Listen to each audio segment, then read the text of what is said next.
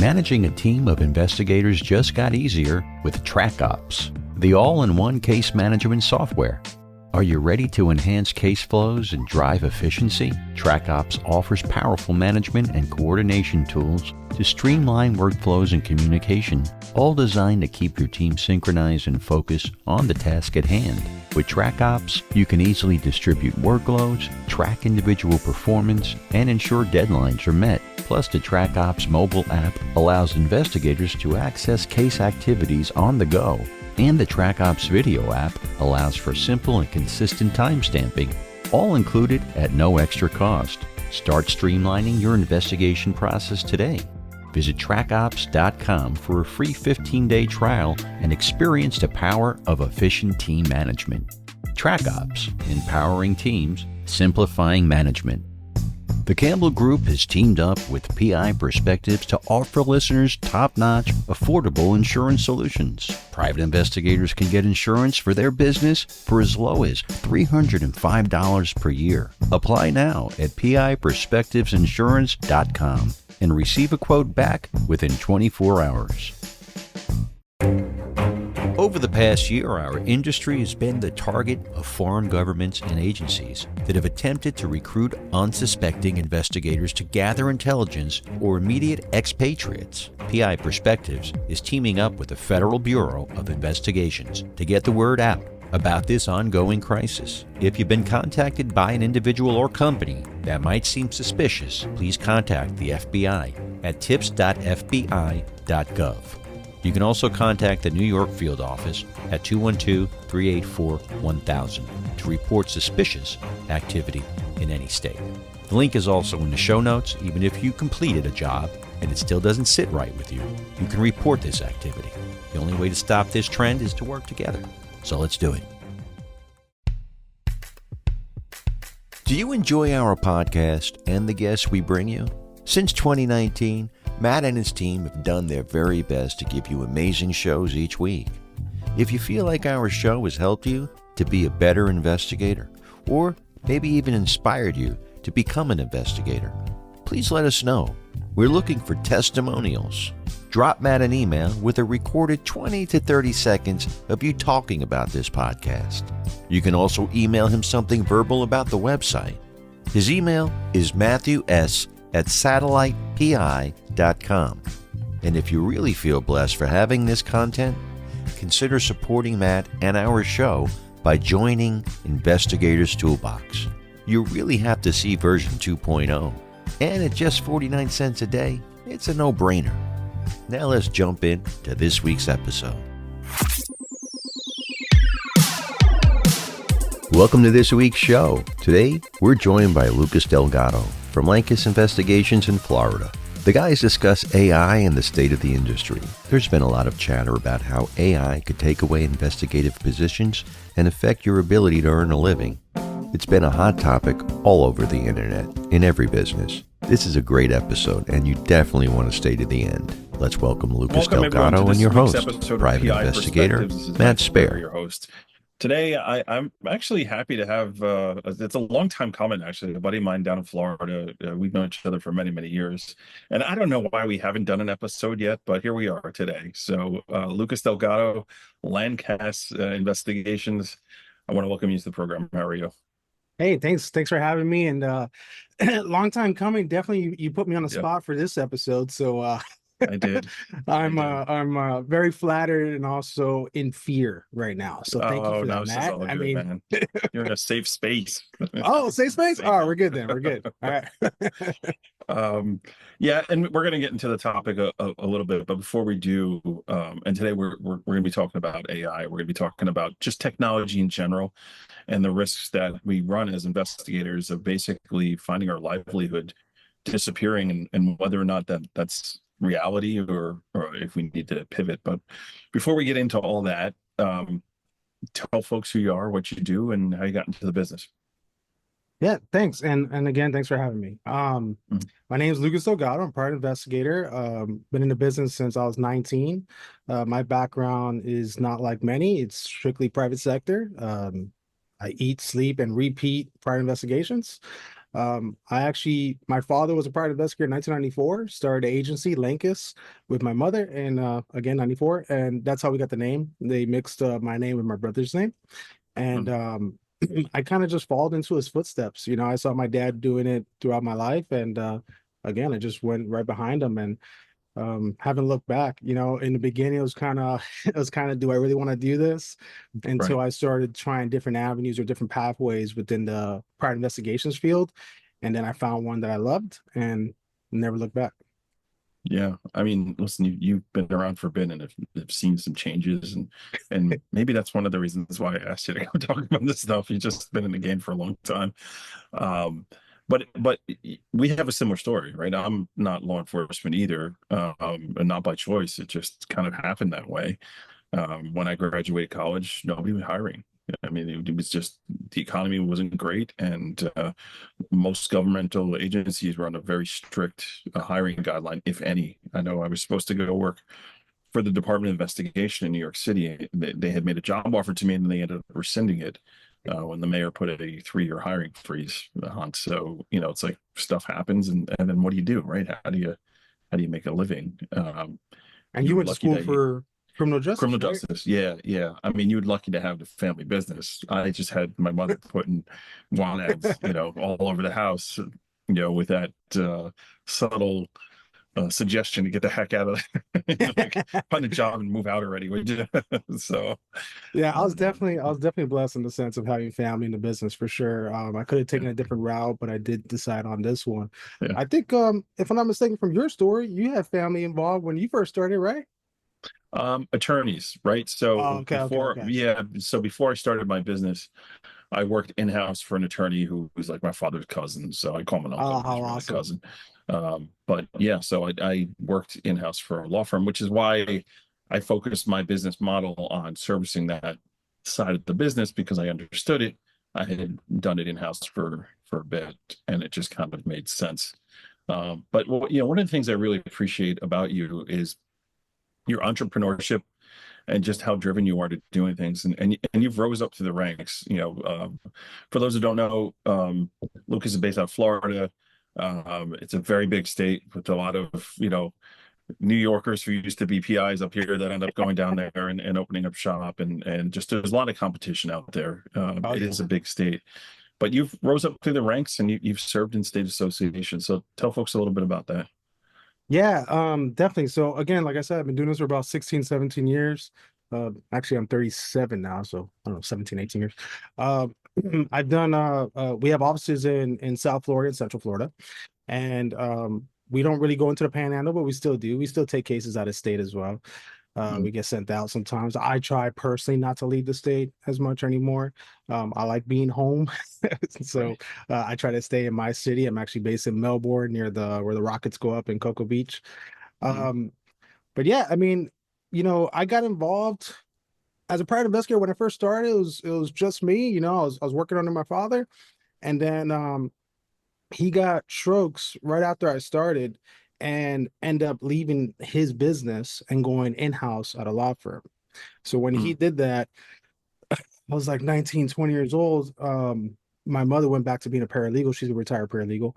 And she's like, hey, I was like, what are you doing in the business? She's like, we're getting rid of it. I was like, getting rid of it? What do you mean getting rid of it? Like, right. I'm right here. I'm your son. Exactly. Hello. And they like laughed at me. They're like, you're no. So I convinced them to give me like, I think it was like 30% of the clients. The rest, they literally just gave it away. It was such a fire sale. Like nothing was sold. It was just given away to all the network that they had and built over the Right. years. Right. So I took about 30%. I was living the dream, man. I was 19, 20 years old in Miami, just Yeah. like loving life. I was making money, doing business, but I learned a lot. I learned a lot through that time. And this is again how we're gonna get into technology. This was, you had to call everybody. Everything wasn't via email, Yeah. so it was Yeah. still in that time range where like Yeah. you could email folks, cool, but they expected a phone call. Yeah. So I was a very timid person when I was younger. I was very introverted, and I still am at some points.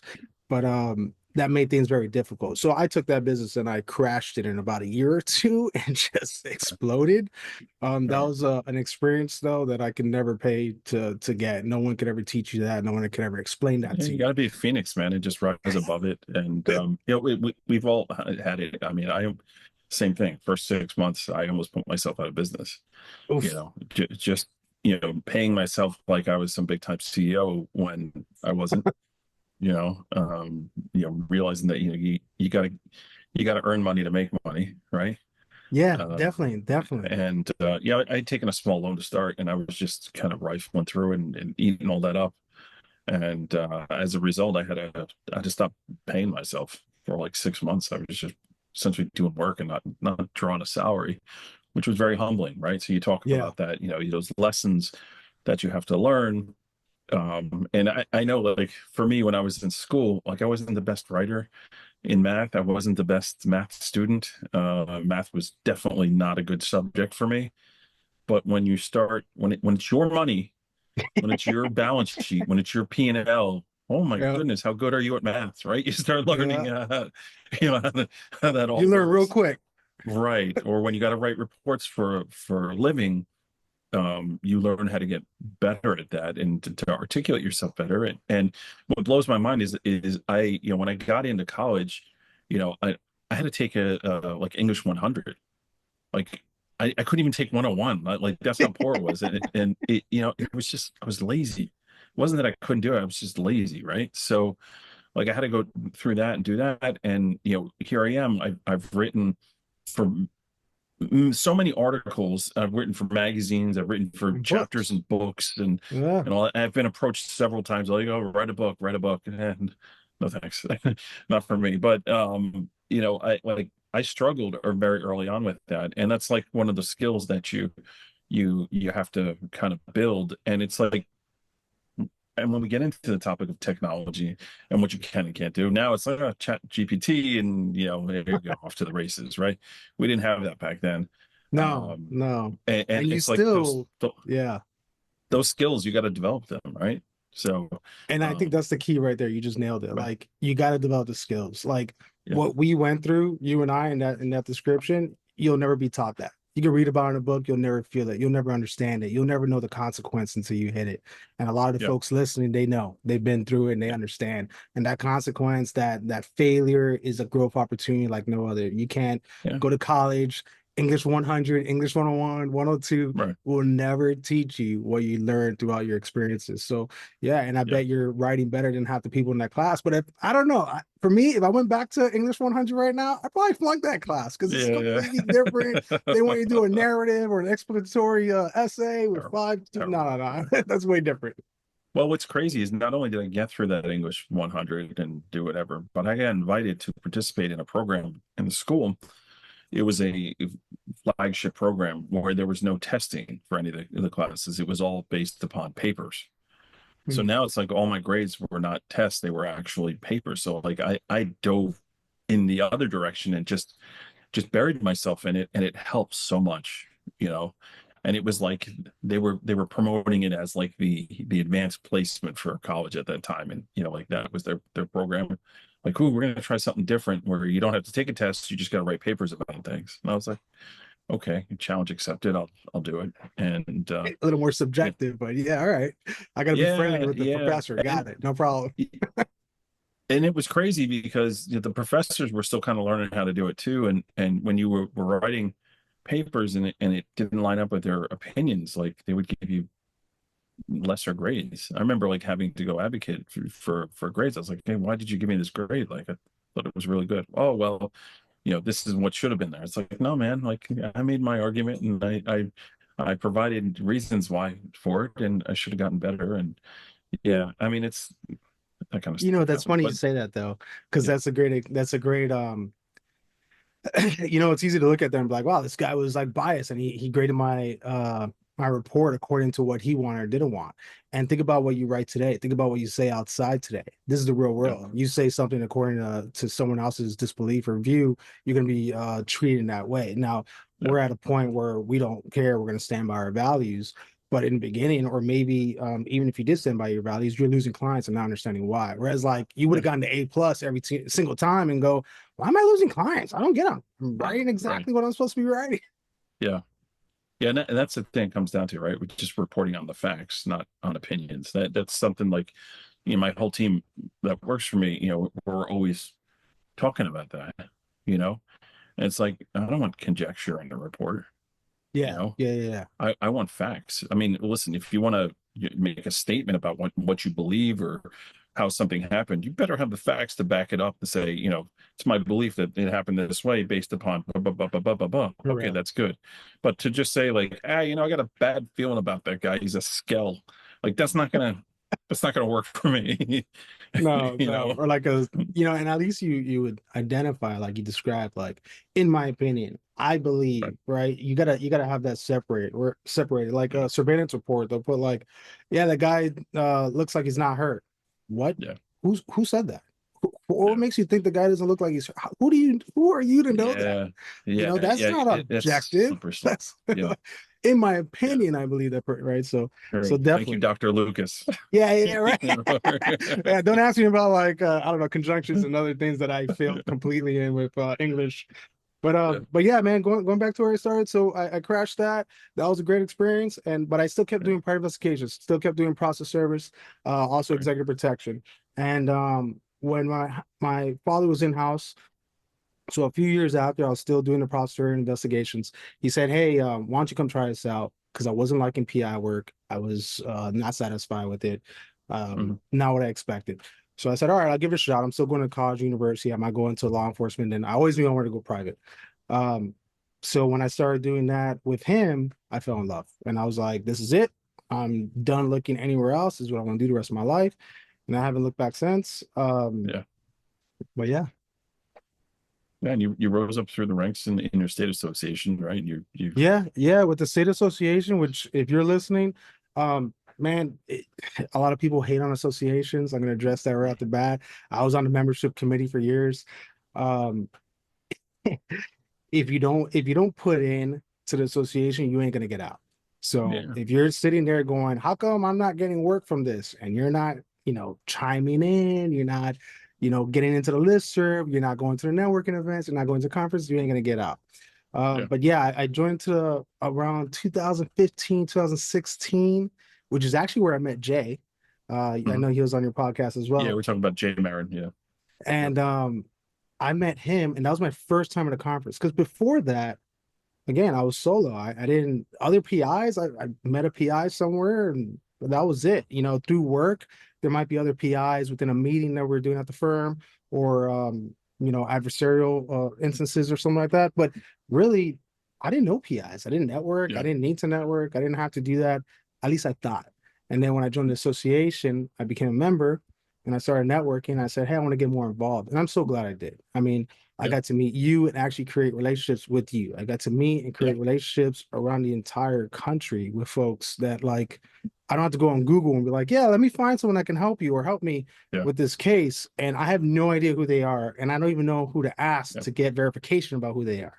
So Yeah. if you're Yeah. interested, yeah, definitely, it was a great experience. It's important. And Florida is such a big state. Like you can't cover the whole state. Same thing with New York. New York is huge. Like I can't. I'm not traveling 10 hours to go up to Niagara Falls to go work Yeah, on a case. No, I got a guy up in the area. I just make a phone call, and he handles it. And he knows how to get around better up there. And if I need someone to liaise with local law enforcement, like he knows people. I don't know yeah. anybody. Who am I to justify billing for that trip up there? And then I don't want to make that trip anyways, right? It's And that's the other part. Do you really want to make yeah. that trip, right? And it's Yeah. so good to get a local, especially if it's a trusted local that knows the Right. area, like you said, knows the local law enforcement, has Yeah. connections, knows how things are run. Not all counties and clerks' offices are the same. So That's that true. comes out as such a benefit to you. It makes you look like a rock Yeah. star. Yeah. Well, what a fantastic segue into the meat and potatoes of what we're talking about. But we're gonna take a break, and when we come back, we're gonna start talking about technology and how much at risk are we as investigators for our industry with all this crazy technology that's coming in and out. And you're talking about pulling records and knowing where to look. I mean, that's part of the argument as to, hey, we're going to be okay. But it's understanding the ins and outs of what you need to do. And same thing as putting out of an association, you get out of it what you put into it. It's the same thing as a business owner. You get out of it what you put into it. 100%. And if you're not prepared to roll with the changes or do what you need to do, like, you're going to have issues. So, hold that thought. We're going to take a break. When we come back, we're going to really dive into all this stuff. So hang tight, folks. We'll be right back.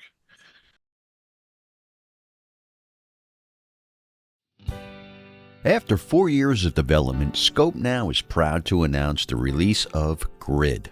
Grid combines OSINT with real-time physical data to achieve new levels of intelligence gathering. Grid supports over 50 data types and hundreds of thousands of sources. Upgrade your OSINT capabilities with Grid and elevate your intelligence team today at scopenow.com. Check out the PI Institute of Education at piinstitute.com.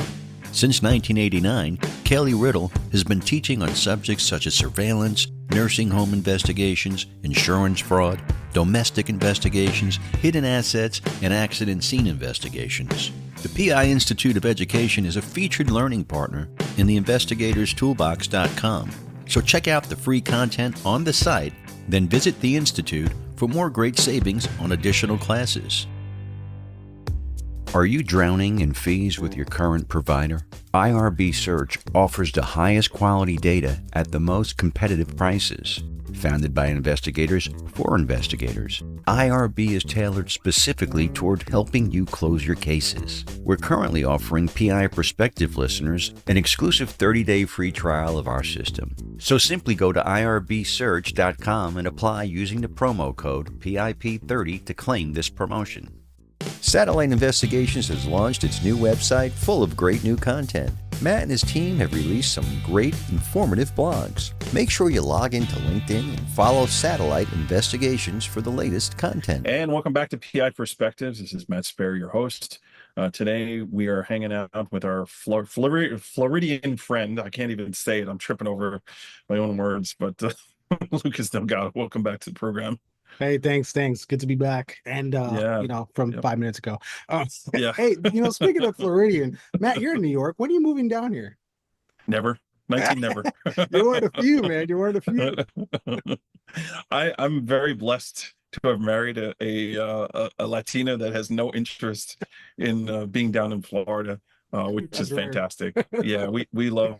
I live in the Hudson Valley, so we love the changing of seasons, and that's awesome. I love New York City. I don't think I'll ever leave the city. Anybody who follows me on any of my socials know I'm like a crazy Knicks fan, and I'm always yeah. No, I know. I'm never going to give that up. It's just not happening. So I'll visit. I'll come down and let's go get a Cuban sandwich or whatever. But I'm very happy to jump on a plane and come back to New York as well. So yeah, you can keep it. Okay, fine. Deal, man. Yeah. Me yeah. And in fact, it's funny because like I serve my church too, and we've had so many members and people that have served there that have relocated down to Florida that we now refer to as the state below Georgia. It's kind of like Voldemort. We don't talk about it or anything like that. So. Oh, that's funny. Yeah. Okay. So let's get back to the topic at hand here. We're talking about technology, AI, all these cool things that have come out that help us do our job more efficiently, but also poses a question of like, hey, is this going to put us out of business? And one of the reasons I tapped on to you about this is you posed that question on LinkedIn, and there were responses back and forth on it. And I said, okay, you know what, this is worth kind of chatting about. So, what's your take on that? How do you feel about all this interesting stuff that's coming out there? A lot of people, I don't know if it was discussed in that chat, and it might have been, but they say every industry has about like a different change every decade, right? And I believe that, and I'm sure you've seen that, and I've seen it as well. I haven't been in as long as others. My father's been in 30 years. He's seen massive changes. When I was a kid and went to his office, they were using typewriters, man, like typewriters. Yeah. I was like in awe. They had floppy disks, right? So then it transitioned to CDs, and then it started going to email, and you had to make a website. Imagine what they were thinking back then. Why would I need a website? Why am I going to do that? And the ones that adapted made it, and the ones that didn't either stuck with the clients that were okay with that, or they were out. They retire early, change their profession, something, to that nature. So I believe we're going to see the same thing. We're going to see the same kind of thing here. AI is coming out right now, right? We're going to lose our jobs to AI. No, we're not going to lose our jobs to AI. I think some people are going to lose their jobs to AI, but really what AI does is removes the tasks. It will replace the task of that person doing it, which should make you more efficient. Or if that person is only delegated to do 3 tasks in their job, then yeah, you're losing your freaking job, man. And then what they say that we might lose our job with is AGI, which is a generative intelligence, which makes the AI kind of like act more human-like and be more adaptive. And I guess Sam Altman, which is the guy who did OpenAI and some of these other futurists, are saying that that's going to happen within the next 5 years. So I think that's going to help us. I think that we're going to be able to take advantage of things more than ever. I mean, let's say you're not big on marketing, and I need more clients. I need help, and I don't know where to go. And you go to, one of these AI websites and you say, hey, can you help me with marketing? I want to do a newsletter on this topic and I love this topic. Helps them write that topic. Maybe that helps them get more clients. That'll help that agency grow. Now, is who's going to lose their job per se? I think that, with everything moving more towards desktop and technology and, the clients are finally starting to adapt, like now it's routine to get a request for social media, OSINT, investigation and preservation. Whereas even as close as 5 years ago, they wouldn't ask. Like it was rare. You'd be like, you don't want the social media? I mean, and it was so much more open back then. And again, 10 years ago. That's crazy. Right. And to think like how it is now versus back then, like you could have had everything. You had a gold mine. And I think that go ahead. Yeah, no, go ahead. Finish your point. I think that more clients are gonna be asking for that. And they're still gonna ask for the surveillance. They're still gonna ask for the witness locates. If you're on the plaintiff side, you're not gonna be doing as much social media or have as many requests for social media investigations. It is still there, and they should all do it, but it may not be as common as like an insurance or insurance defense firm. And then for individuals, I would assume you're gonna see a lot of that as well. So I think that if you know how to do it or know someone that knows how to do it for you, then you're going to be fine. You're going to be able to progress for the next 5 to 10 years. If you don't and you refuse to adapt, you better have the clients that are okay with that. Otherwise, I mean, really, that's really what it comes down to, right? So if you talk about like, oh, I had typewriters when I first started, like I took a typing class, that I'll admit to, but I did a typewriter. Yeah. They actually, when I was in high school, they changed typing 101 to computer typing 101, right? They literally, like, because the keyboard was a little bit different. Yeah, the way it was set up was just a little tiny bit different. So yeah, but just kind of seeing the change on that, for me, like I remember that there wasn't any digital photos. Like I was like so happy that my office was next to a CVS that I could go and get my photos developed like next door. Right. And then there was a whole like, okay, I'm making a photo book here of my work. There's no scanning. There's none of that other stuff. I got to label all the freaking photos, like, and all this other stuff. Like it took up a lot of time to do all that stuff, and expensive, right? You had expensive. To go and print well, I mean, I'm passing that along. I mean, it was and marking it up, like all that stuff too. So there's that, but you touched on a couple other points too, with the social media searching and with AI and the ability to do research, right? Because I think that's the area that is most at risk for us, right? Because what happens is, the executive assistant or the admin will do all that, right? But the thing is that, like, if they do all that and they still can't solve their problem, they're calling you, right? So there's no easy out for you to say like, okay, I'll just go online and grab it. Like 9 times out of 10, they've already done that already. And if they're coming to you to solve a problem, you got to solve it a different way. And there are ways to do that. And you talked about a couple of other different items or things services that we offer that I don't think are in any danger. These are certain verticals of what we do. and like a witness interview, that's never going to get replaced. No, You need that social engineering, that back and forth. Like there's always going to be a need for that, right? There's not going to be but could they take it away in the sense of, think about insurance carriers, they're having their adjusters or vendors make phone calls. They don't go in person. They absolutely don't talk to the video owners, right? conferences, notaries, electronic notaries, 100%. However, the argument to that is you need an outside third party to do it, right? Yeah. Of Because course, it of just course. adds a little more to, you not being so, or just it adds a little more subjectiveness, right? We're able to say like, okay, here's a third party who doesn't have a vested interest in the outcome one way or the other, right? So you can get around that. Are we going to lose? Yes. I'm already losing that. Yeah, I'm already have clients that are doing their own interviews, but they're developing intel that's not really actionable, because at the end of the day, if they've got to litigate it, it's useless to have Johnny from the mailroom doing the interviews, right? And So like most of no, the go time ahead. those guys are not considering litigation, right? They're not considering trial. Yeah, And that's a lot yeah, of times why they pull the trigger on just doing it themselves, because they're like, oh, I'm not yeah. gonna try it. If I do, I'm just gonna refer it out. Right. Or I don't want to spend the capital on, up front on the case, right? Like that's, I mean, that's a danger too. Research, obviously, right? Public records. I just had a meeting yesterday with somebody who, they did their own research. They went to go pull records and they got like the first page of everything. I'm like, oh, well, that's great. What about the rest of the documents? That's how they read their Oh, books too. like it's not available online or whatever. Okay. Well, now we're going to have somebody go run down to that courthouse and pull the full record, you know, which is fine. I mean, I was appreciative they had that first page, because now I know at least there's something there, right? Yeah. It's not a goose chase. We'll go and we'll do what we need to do.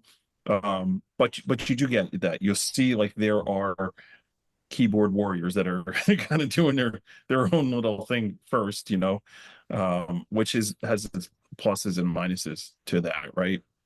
The other thing is technology, as it has advanced, it's creating new verticals for us as well, right? So it's the ability like to go out and do accident reconstruction or video recovery. Much easier for us now to go out and do it than having like the court expert to do it.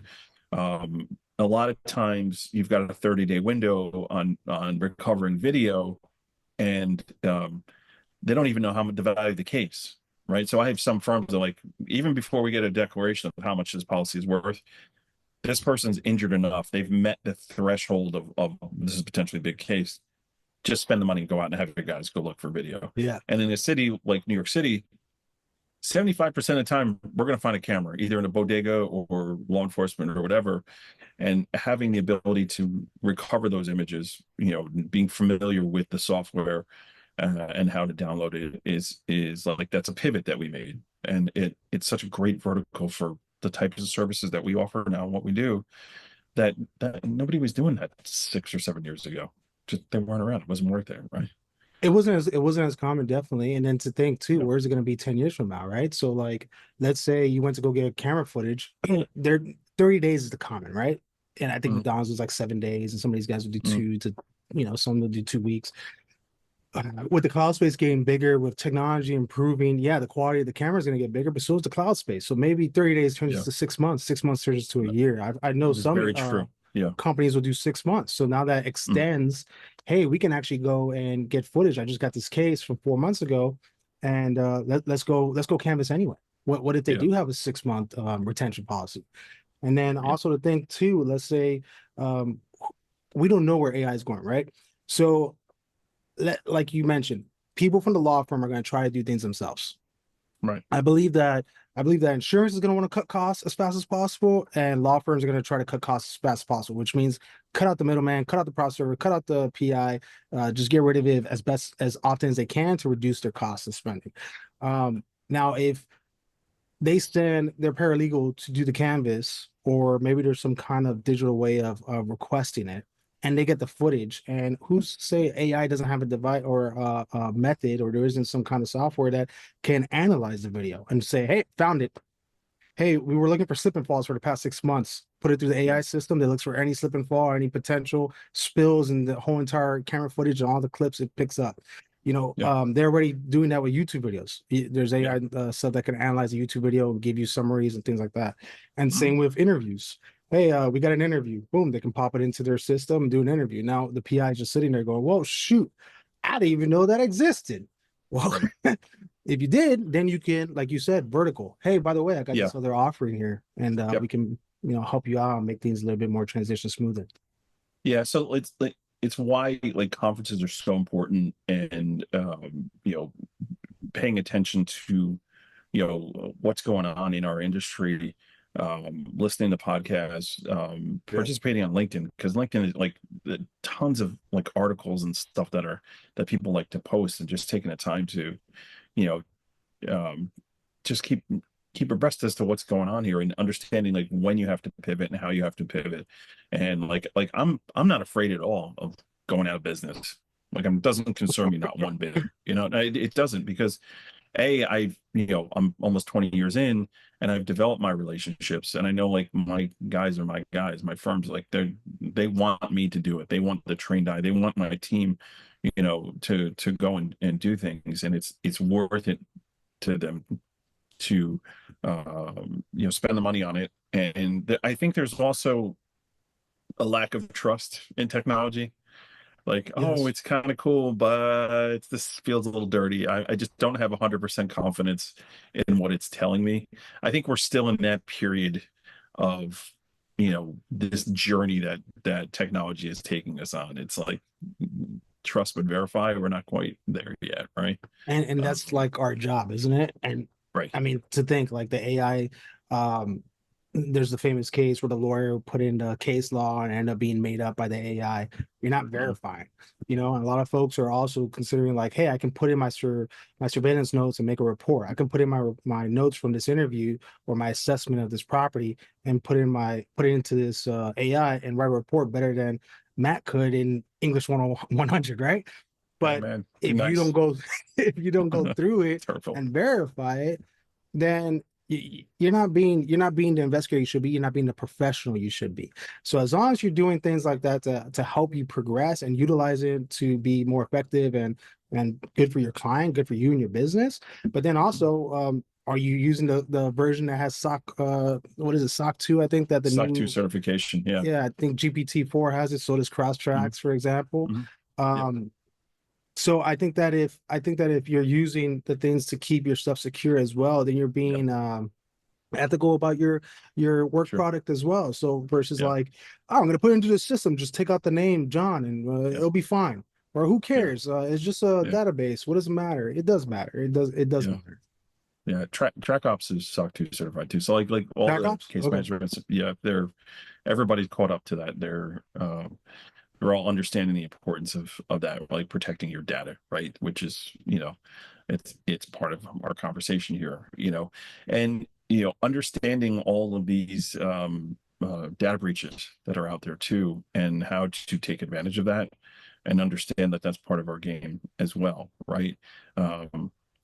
Sometimes you say like, oh, like I don't need to touch the dark net in what I do, but understanding that there's a lot of initial data in there that can help you connect the dots on things too, and not being so afraid of it. Like, oh, I don't need that Tor router. I don't have to understand about all that, because all these companies that are out there that are, providing these services, which cost money, by the way, Yeah.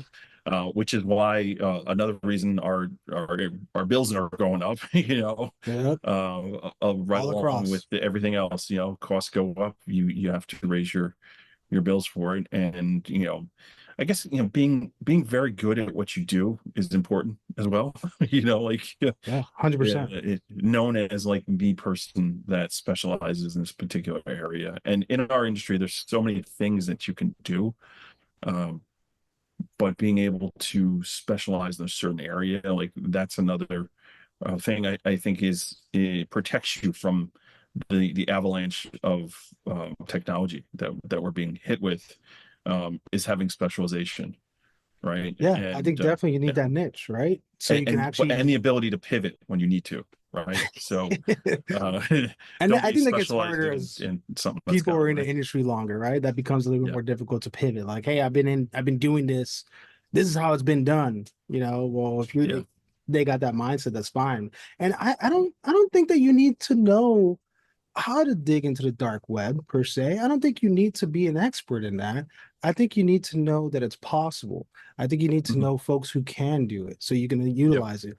And there's a huge learning curve to a lot of these digital things. When I take classes at these Yep. conferences, going through the ocean and these techniques and all this social media, and they're going through, I can't learn it all. I'm not an Yep. expert in that field, but I know It's hard who to teach is. it too. Like It's I've hard to seen plenty of digest it. conferences where somebody will come and speak about so and so, and you get done after the hour, and you're like, "What the heck did this person just talk about?" Like, I I literally got learned notes. I nothing. got 9 Yeah, pages I notes. learned nothing in this past hour. Um, Yeah, and that is a very and then it's, well, you're like, I'm very selfish when I watch speakers, when I watch yeah. any kind of training. I'm extremely selfish. I Okay. literally look for what helps me and our business. So Yeah. all the other gibberish, the best thing to do is just, like you said, heck, I listened to that whole hour and I didn't pick up anything. But there's that one Yeah. thing I'm like, I can use that and I'm gonna take that and steal it. But I do think that you got to know what's available and what can be done. Yep. You mentioned about Yep. like the dark web and all the data breach. You saw Netflix came out with that Ashley Madison documentary. I don't know if you've seen it, which is it's very funny. But like a lot of us have been in the industry for a long time, Yeah. we're getting calls. Hey, I want to find out Yeah. about my spouse. Were they a member? Well, I didn't know how to Mhm. look into the dark web, but I knew folks who did. And then I knew Yeah. there were resources to help in that way versus just denying a call. So Sure. that's one event that can be, in the future, it'll be something similar to that effect. Yeah. So one of the things that they're starting to do at NALI, the National Association of Legal Investigators, which, by the way, they're having their conference out in Tulsa, Tulsa, Oklahoma, Oklahoma. in June. You should go check it out.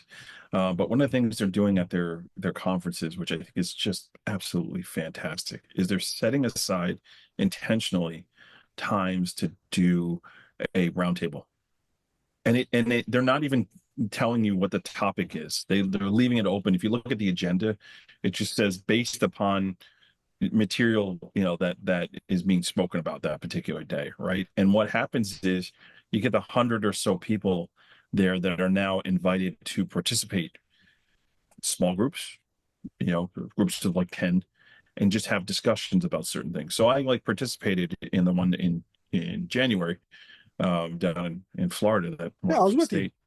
Yeah, yeah. So like I really walked away from that going, man, that was some great conversation.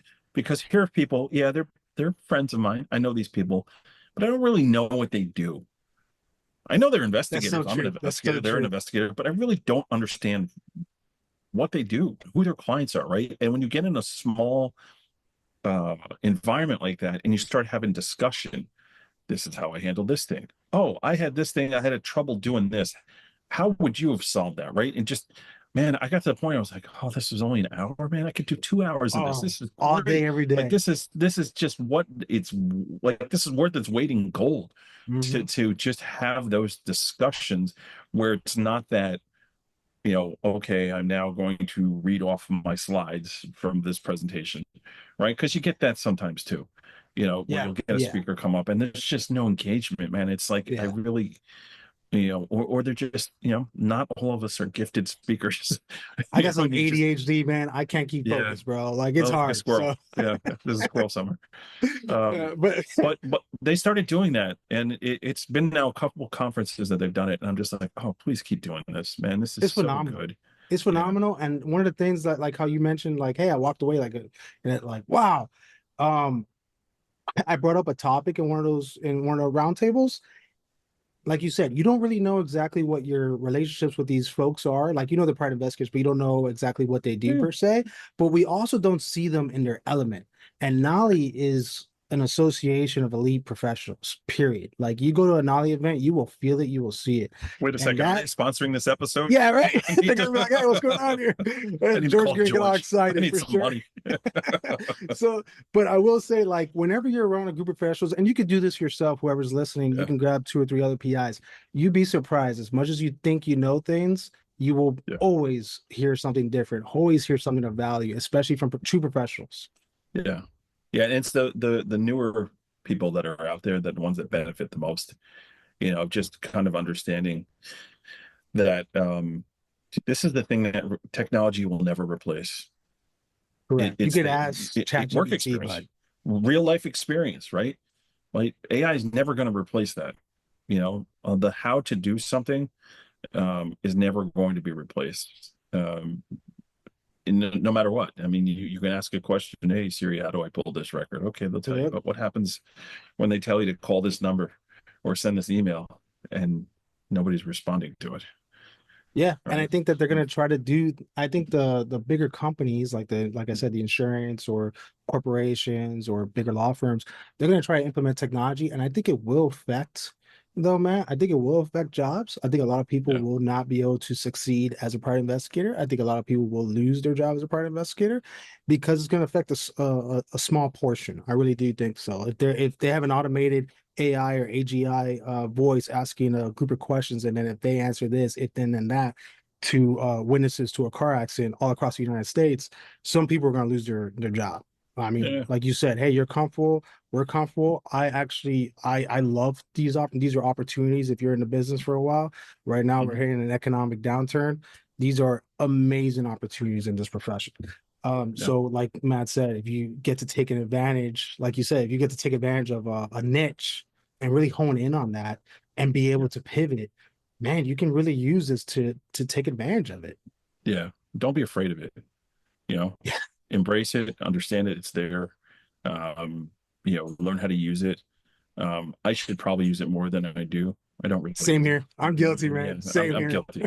I'm guilty. But are my guys using it? Maybe. I don't know.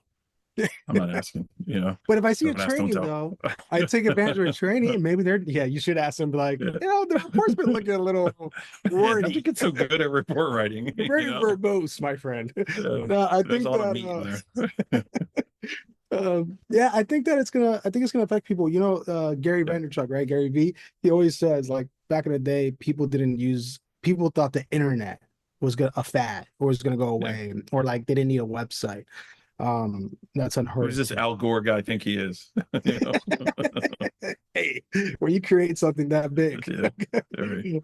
But no, I think you got to go with the times, man. Like you said Yeah, too, there's always gonna be, I don't think like you said, no one should be afraid of losing their job if you're good at what you do, if you're excellent at what yeah, you do, if you push to do your job and then go above and beyond it. Because if you're doing a good job, you're just hitting par. Like, oh, yeah, I did the job and I had high integrity and I met my the expectations of the attorney or the individual or whatever. You just hit par. You were yeah. in line with everybody else. Now you got to go above that. So you got to push even farther. And if you ain't doing that, We are, let's see you later, man. yeah, we're a results-based industry. I Yeah, mean, at the end of the day, 100% results-based, and what does that mean? Is it getting a positive result? Not necessarily. correct. By result, I mean effort. If you can, go through the exercise and do what you need to do, that to me is a result. Not necessarily like, oh, I solved your case for you. It's like, well, I did everything I possibly could to solve the case for you. That's just as good, right? And just Yep. understanding it, and that's another thing that'll keep you from getting swallowed up by what's out there, is that knowing the steps to take to make sure a job is done, because the computer's only going to spit back out at you Where you put it? what you tell it to, or what you ask it to. It's never going to give you more than what you asked for. And just kind of understand that it's going to do what Think you ask about it to do. like unmanned cameras. That's another route, right? Like for Yeah, surveillance. Hey, am I going to lose my surveillance role? Yeah. If you're not producing above and beyond, yeah, you are going to lose your job as a surveillance agent. Unmanned camera that can do limited information, like limited jobs, will take your yeah, job. But is it going to be more accessible? Unmanned cameras are going to be more accessible. Or is it going to be easier to access remotely? Yeah. But guess yeah. what? That car is not going to follow that guy when he's on the move.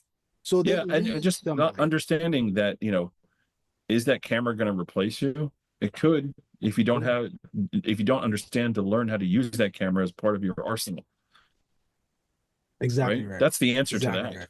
Okay, well, now we have this available to us. Offer it as part of your services. Spend the money on the technology.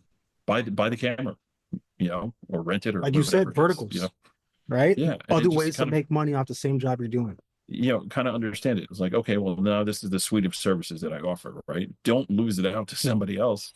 Learn how to sell it, Yeah. right? That's You another way know, to get in front we of were it. talking about earlier with like the transitions between the old times and now times. You know, my father, again, he's been doing this since 94. When they would take aerials or photos of properties for, let's say, next security cases or something to that effect, he would get in a helicopter or a plane Yeah, to take yeah. the pictures that we I can had a see friend that on did that too. Google Yeah, in 2 seconds, yeah, or we can get a certified drone operator to take all the images we want. Whereas yeah. before, you would literally get on a plane and hope your battery's charged on that camera and you got the chip in there and didn't mess that up. Yeah, the drone doesn't go all spastic and just fly off in the opposite direction. Yeah, Well, that stuff maybe AI could happens. do it for you. Yeah, I mean, I had a case last week where a horrific construction accident involving like roofing being put on a building. My client calls me up in a frenzy. He's like, "Oh, I need you to get a drone up there and let's get a aerial of the building." I would love to, but in New York, you need a permit for that. And it's gonna take weeks, maybe months to get a permit for that. And it's like I don't have the capability to do that, but I know people that do, and we can go that route. It's like, oh man, but I need this because they're gonna close the roof. They're gonna like Mhm. close it off. It's not gonna look like the way it did when the accident happened. I said, okay, well, here's what I'm gonna do. I'm gonna send out one of my guys, and we're gonna go to one of the buildings next door, and Bam. we're gonna go up to the roof. And we're gonna gain access to a high level apartment, and we will photograph or video whatever we need to do. It's like, oh wow, you can do, yeah. I didn't even think of doing that. I just automatically thought drone. No, we're gonna do it the old fashioned way. Yeah, yeah, And yeah. if I gotta, I if I used gotta AI to get, get this idea. you know, a couple George Washingtons or Andrew Jacksons in somebody's hand to let me in the door to do whatever. We got it done, and that's exactly what happened. We got in, and somebody was gracious enough next door to give us access to their apartment, and it was high enough that we were able to photograph and video and do all that. So that's like the social engineering, the thing that AI will not replace. That technology will not replace that, right? I think it's Technology made it even possible for me to take that picture and not have to go to the photo mat and develop it, right? Right. But there's still, that social engineering thing that you're going to need to do, right? or even problem solving. You just nailed it on the head. That's our profession in a nutshell, right? Like there's a problem and our job is to find solutions. And you said Mhm. whether it would have been an AI option, whether it had been a drone option, whatever option it was, you were looking for a solution, and you knew what is out there. Hey, I can use old tactics, new tactics, future tactics, whatever it is, and you found a solution. So I Yeah, think as long as the investigator knows that they can do that, they know what is available to them, what resources are available to them, and always remember you can take it old school and actually get in your car and get on foot and talk to right. people or pick up the Crazy. phone, then you're Yeah. going to be able to progress, and the AI ain't going to do anything to you. Hop on your horse. And then take the horse and Well, buggy. I mean, I wish that'd be pretty awesome. I'm sure Wyoming has PIs that go on the horse. I would think. I mean, you Oh no, got it's got to be in Pennsylvania, man. Lancaster County. It goes Amish it. people. We're fitting right in with brother Zebediah. Uh, it's all good. All right, I think this is a good point to cap it and just kind of put a bow on it. And listen, the moral of the story here is embrace technology. Don't be afraid of it, and utilize it what you can. Don't let it replace you. Make it part of the suite of services that you offer. Just kind of understand that. And yeah, I think that's really what it comes down to. Absolutely. So, Lucas, thank you so much for coming on and chatting about this stuff. And I'm sure we could probably do another hour or so on this, but we're not. 10 hours, man. We're gonna spare everybody. No, but thanks for having me, man. I really do Yeah. appreciate this, man, and I'm flattered that you had me on for such a dynamic episode. So, thank you for that. Yeah, it's great. Thank you everyone for checking this episode out, and we'll see everybody next time on the next episode. Have a good week. Thanks for checking out the show. Please make sure you follow PI Perspectives on YouTube or on your podcast channel. We hope you found this episode helpful. Thanks to Lucas for coming on. We want to thank Campbell Insurance Group for sponsoring our podcast. Remember to tell them you listen to save $50 when you apply for insurance. Additional thanks to Track Ops, Scope Now, IRB, and PI Institute for Education for sponsoring our show. Also, don't forget about investigatorstoolbox.com, where you can type in Perspectives 50 to save $50 when you join up. Please follow Matt and Satellite Investigations on LinkedIn. If you have a question or a comment about the show, email Matt at matthews@satellitepi.com. You can also find him on LinkedIn, Instagram, and Facebook. We want your feedback to bring you the best shows possible. And we'll be back next week with a new show, so make sure you tune in and stay safe out there.